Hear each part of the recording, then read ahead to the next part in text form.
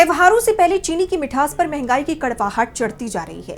कीमतों में तेज उछाल ने आम आदमी का बजट बिगाड़ दिया है और अब यही मुद्दा सियासी बहस का केंद्र बन गया है। इसी कड़ी में कांग्रेस अध्यक्ष मल्लिकार्जुन खड़गे ने चीनी की बढ़ती कीमतों को लेकर मोदी सरकार पर सवालों की बौछार कर दी है। क्या कुछ कहा है खड़गे ने, जानेंगे इस रिपोर्ट में। त्योहारों का मौसम आने वाला है, घरों में मिठाइयों की तैयारी होगी, बाजारों में रौनक बढ़ेगी, लेकिन उससे पहले चीनी की बढ़ती कीमतों ने आम आदमी की चिंता बढ़ा दी है। जिस चीनी की मिठास त्योहारों की पहचान मानी जाती है, वही अब महंगाई की वजह से कड़वाहट पैदा कर रही है।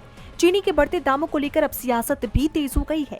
इसी सिलसिले में कांग्रेस अध्यक्ष मल्लिकार्जुन खड़गे ने केंद्र सरकार पर निशाना साधते हुए 3 सवाल पूछे। उन्होंने एक्स पर पोस्ट किया कि त्योहारों से पहले चीनी की मिठास में मोदी सरकार की नीतियों की कड़वाहट खुल गई है। मोदी सरकार से 3 सवाल। पहला सवाल, दुनिया के बड़े चीनी उत्पादक और निर्यातक भारत में आज चीनी का स्टॉक 9 साल के निचले स्तर पर क्यों है? नौबत निर्यात रोकने और 10 लाख टन चीनी ड्यूटी फ्री आयात करने तक कैसे पहुंच गई? दूसरा सवाल, 3 महीने में चीनी करीब 40% महंगी हो गई। त्योहारों से पहले जनता पर पड़ी इस महंगाई की मार का जिम्मेदार कौन है? तीसरा सवाल, जब देश में चीनी की कमी है और सरकार विदेश से चीनी मांग रही है, तो गन्ने और अनाज को E20 के लिए एथेनॉल बनाने में झोंकने की नीति की समीक्षा क्यों हो रही है? ये कैसा आत्मनिर्भर भारत है? पहले चीनी का उत्पादन घटा, फिर स्टॉक 9 साल के निचले स्तर पर पहुंचा, अब विदेश से चीनी आयात कर रहे हैं और दूसरी तरफ गन्ने को पेट्रोल में मिलाने के लिए एथेनॉल में झोंक रहे हैं। यानी चीनी की बढ़ती कीमत अब सिर्फ रसोई का मुद्दा नहीं, बल्कि सरकार और विपक्ष के बीच नई सियासी जंग का मुद्दा बन चुकी है।